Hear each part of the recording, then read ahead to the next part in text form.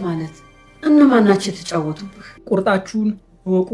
ዛሬም ነገም ድር ተከታታይ ድራማ የለም፣ ወይም ደግሞ ክፍል 33 አይለቀቅም። ሮብ 8 ሰዓት ላይ ክፍል 33 ይለቀቃል። ለምን እንደሆነ ነግራችኋለሁ። እሱም ብቻ አይደለም ነግራችሁ፣ በቀጣይ ክፍል ምን እንደሚፈጠር ትንሽ ነገር እንደው ቆንጠር አድርጌ ጀባላችኋለሁ።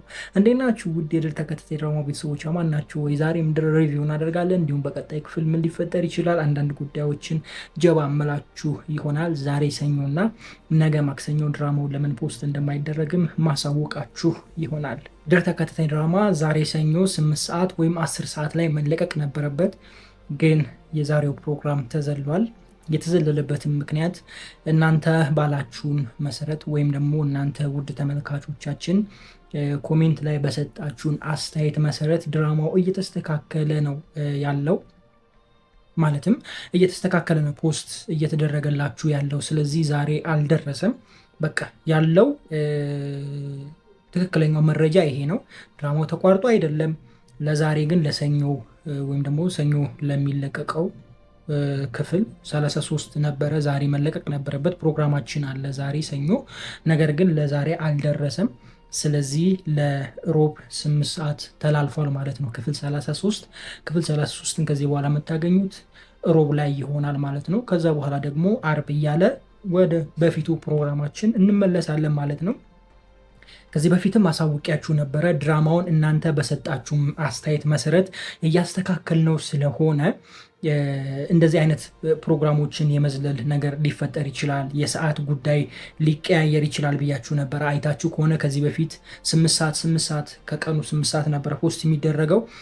የሆነ ታይም ላይ ደግሞ በተለይ ከዚህ ከ2 ሳምንት በኋላ በፊት ከ2 ሳምንት በፊት ጀምሮ ከ8 ሰዓት ወደ 10 ሰዓት የሸሸ ፕሮግራም ነበረ።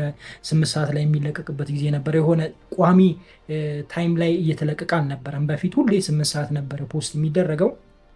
ይህ ነገር ደግሞ የተፈጠረው ድራማውን በዚህ መልኩ አስተካክሉ፣ ድራማውን እንደዚህ ያድርጉት ብላችሁ በሰጣችሁን አስተያየት መሰረት ድራማውን እየወሰድነው ስለሆነ እናንተ በሰጣችሁን አስተያየት መሰረት ድራማውን ወደዛ እንዲጓዝ እያደረግነው ስለሆነ አስተያየት መቀበል ግዴታ ስለሆነ በአስተያየታችሁ መሰረት ድራማው እየተስተካከለ ስለሆነ የፕሮግራም መሸራረፍ ወይም ደግሞ የፕሮግራም መዘለል፣ የሰዓት መቀየሮች ይኖራሉ ማለት ነው። እስከ መቼ የሚለው ነገር አይታወቅም። ለጥቂት ጊዜ ነው ይሄ ነገር የሚሆነው።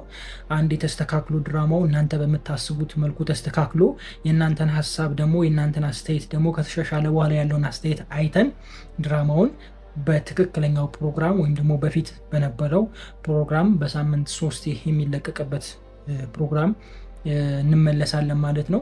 ይህንን ቁም ነገር ውስጥ አስገብታችሁ ወይም ደግሞ ይህንን ተረድታችሁን ለዛሬው ለተዘለለው ፕሮግራማችን ይቅርታ እንጠይቃለን። ተረዱናላችሁ ብዬም አስባለሁ። ያው ቴሌግራም ላይም አሳውቀናችኋል።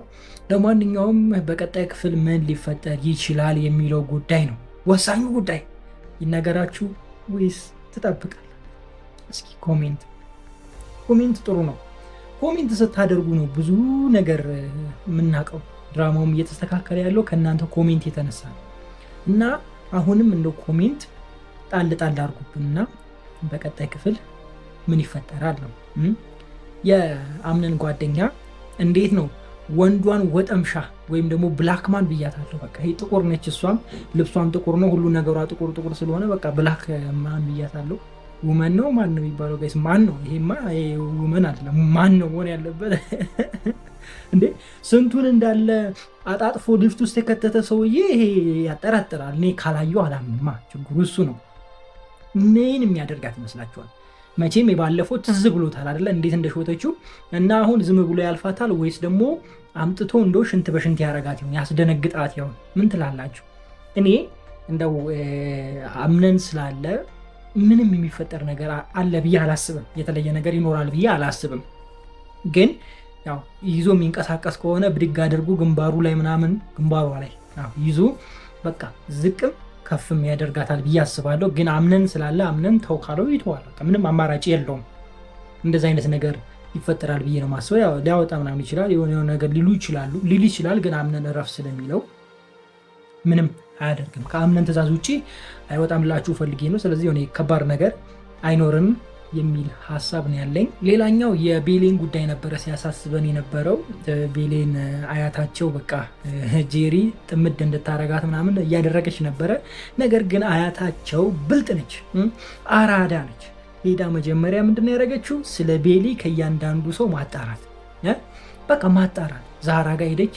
ዛህራ ጋ ያለውን እውነታ ሰምታለች። ኢቭን ደግሞ አቶ አምነን እንደሚወዳት ሁሉ ገብቷታል። ስለዚህ አሁን ጄሪን ፍር አድርጋ ከቤት ማስወጣት ነው። ጄሪ የሰራችው ስራ ወይም የሰራችው ተንኮል፣ የቀመረችው ቀመር ለራሷ እየሆነ ነው። ራሷን በራሷ እያጠመደች ነች ሴትዮ። እንግዲህ መባረሪያዋ ቅርብ ነው ብዬ አስባለሁ። እኔ አሁን ሙስጠፋን እንዳታስበላ ነው የምፈራው። ጄሪ የምትባለው ሙስጠፋም ታውቁታላችሁ። በቃ እንደው በእሷ ስስ ነው ጎኑ እና አሁን ሲፈን ከቤት ስለወጣች እዛ ቤት ውስጥ ሄዳ ማለት ሲፈን እና ሙስጠፋ የሚያድሩበት ቤት ውስጥ ሄዳ እዛ ጋር ስትለፋደድ አምነን እንዳይዛት፣ ከዛ በኋላ በቃ መውጫዋ ቅርብ ይሆናል ማለት ነው። ገባችሁ አይደለም? እሱን ነው እያልኩ ያለሁት። እናንተ ምን ታስባላችሁ?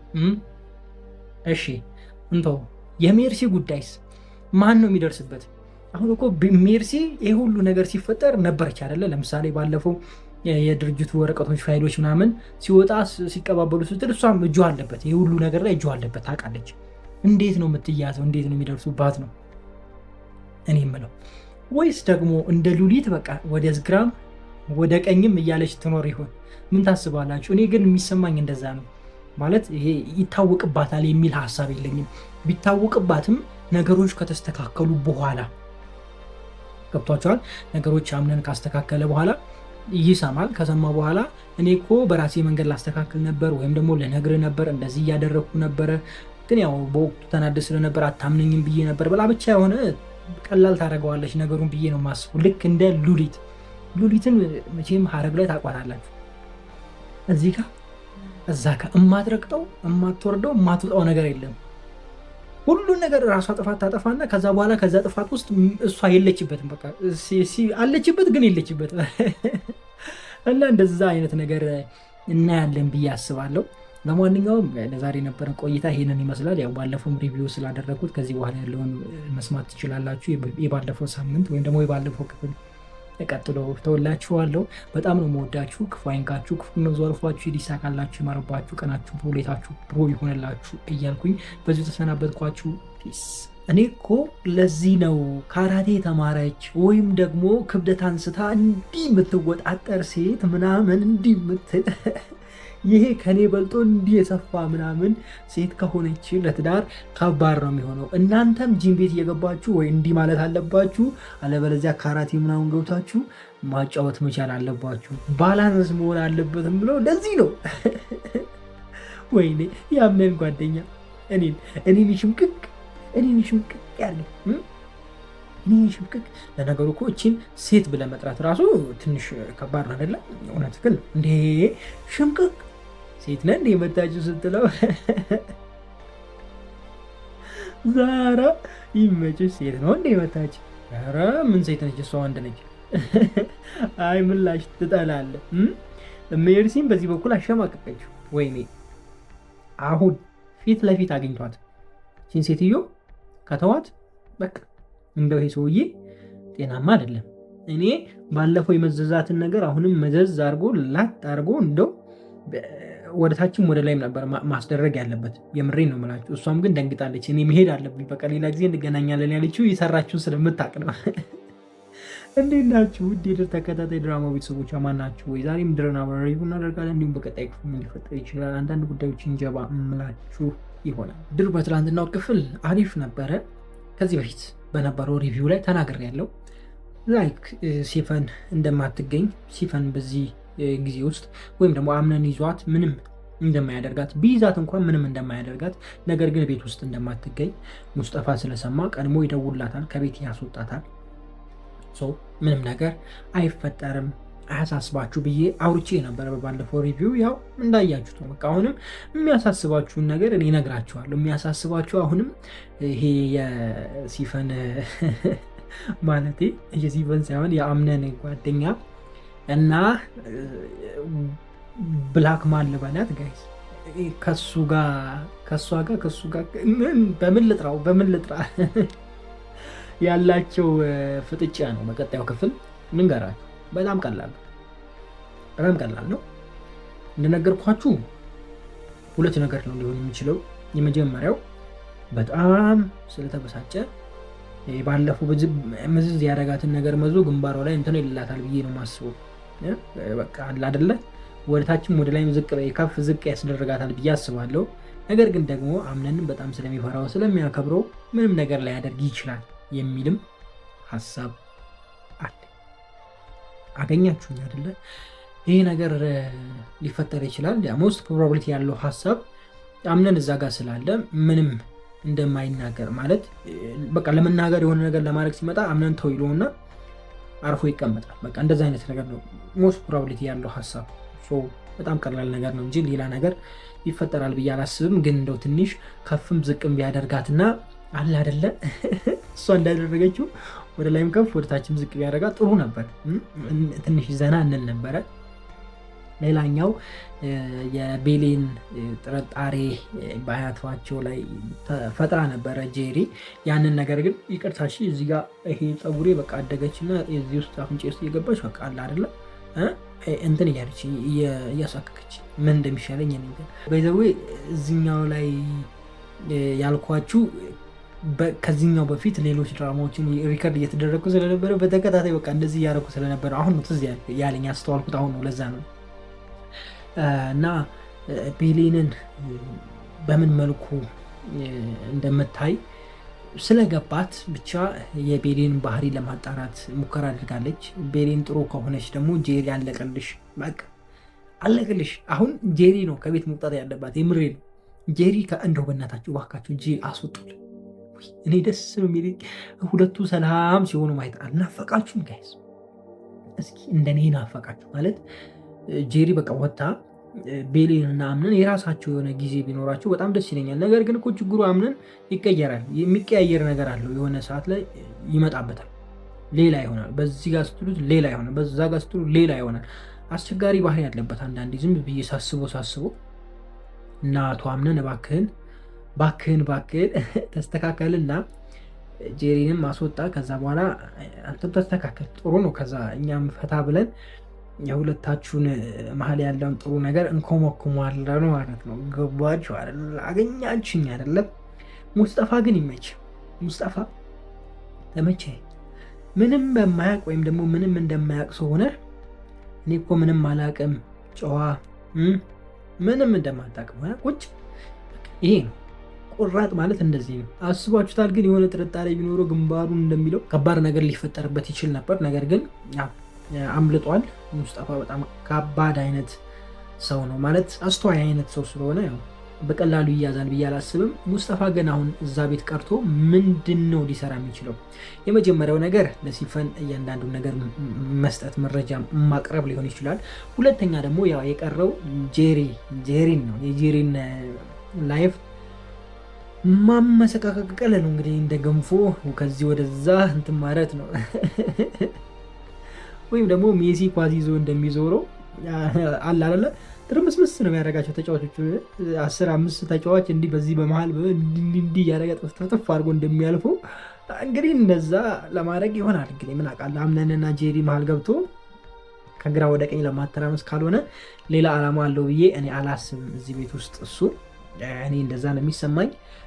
ባይዘዌ ሌሎች አዳዲስ ነገሮች ይመጣሉ። ይሄ ቀላል ሆኖ በጣም ከባድ የሆኑ ነገሮች በቅርቡ ይመጡልሃል። አቶ አምነን በደንብ ተዘጋጅ ባይነኝ። በደንብ ተዘጋጅ እና ደግሞ ሌሎች ነገሮችም ድፍንፍን ብሎ እንዳይቀሩ እሱም በዚሁ አጋጣሚ ሀሳቤ መስጠት እፈልጋለሁ። በተለይ አንድ ሰው ልካሃል አይደለ ወደ ላይ እና እሱ ዝም ብሎ ማለፍ የለባችሁም።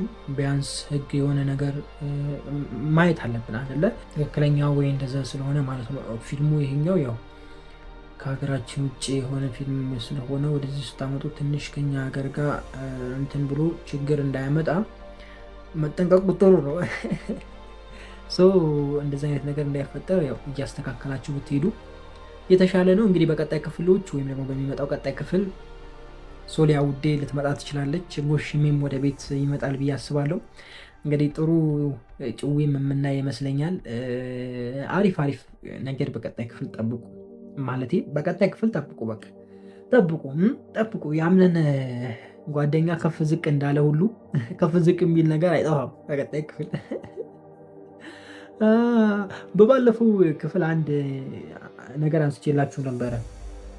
ምንድነው እሱም ያነሳሁት ላይክ ስፖርት የሚሰሩ ሴቶች ለትዳር ትንሽ ከባድ ሊሆኑባችሁ ይችላሉ ብዬ አንስቼ ነበረ። ምን አይነት ሴቶች ካላችሁ ላይክ ጂም በጣም የሚሰሩ አሉ እና ላይክ ቅርጻችሁ ሁሉ እንደወንድ በቃ ፊዚካላችሁ ሁሉ እንደወንድ ወንድ ነው ይሁን ሴት መለየት እስኪከብዳችሁ ድረስ ማለት ነው። አንድ እንደነሱ አይነት። ሁለተኛ ደግሞ ካራቴ፣ ውሹ ምናምን የሚሰሩ አሉ። ቴኳንዶም ሊሆን ይችላል። እንደዛ አይነት ሴቶች ጋር ትዳር ውስጥ መግባት ትንሽ ከባድ ይሆናል ማለት እናንተ ባላንስ ካልሆናችሁ። ላይ ክብደት የሚሰራ ሰው እናንተ ክብደት ሰርታችሁ ከነሱ የተሻለ አቅም ሊኖራችሁ ይገባል። ከነሱ የተሻለ የሆነ ፐርፎርማንስ ሊኖራችሁ ይገባል። ካራቴም ውሹም የምትሰሩ ከሆነ እንደዛው ቢኮዝ አንተ አንድ ነገር ብለህ የሆነ እንግዲህ አላ በሪሌሽንሺፕም ሊሆን ይችላል በትዳር ውስጥም የሆነ ግጭት አይጠፋም ሰው እስከሆናችሁ ድረስ። ለዛም ደግሞ የሌላ ዓለም ሰዎች እና የሌላ ዓለም ሰው አንድ ላይ ተገናኝታችሁ ነው የምትኖሩት።